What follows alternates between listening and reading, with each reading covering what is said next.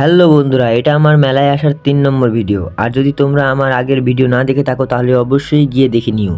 তো ফাইনালি আমরা মেলায় পৌঁছে গেছি। প্রথমে সাইকেল পার্ক করতে গেলাম, কিন্তু পার্কিং করার পর যে টিকিট নিতে লাগে দেখি সেই টিকিট শেষ হয়ে গেছে। তারপর অনেক ঝামেলা করে আবার টিকিট নিয়ে আমরা মেলায় এন্ট্রি করলাম।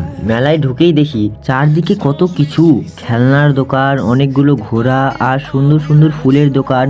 আরও একটু ভিতরে গিয়ে দেখি, আরে আমরা তো ভুল সাইডে চলে এসেছি। তারপর ঠিক করলাম ওই সাইডে যাব যেখানে আসল মেলা বসেছে। কিন্তু বন্ধুরা, ভিড় এমন ছিল যে পার্কের মধ্যে দিয়ে যাওয়াই মুশকিল ছিল।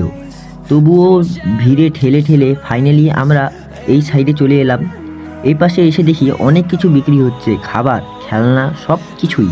বন্ধুরা, তোমরা কি জানো এই পুকুরটার জল কখনোই শুকায় না? লোকেরা নাকি বিশ্বাস করে এই জলে সোনা ফেলে। তারপর আমি আর আমার বন্ধু ওপর থেকে নিলাম পুরো মেলার ভিউটা সত্যি দারুণ ছিল। আর শেষে আমরা পেয়ে গেলাম সেই মূর্তি যেখানে ভীম কীচককে বধ করছে।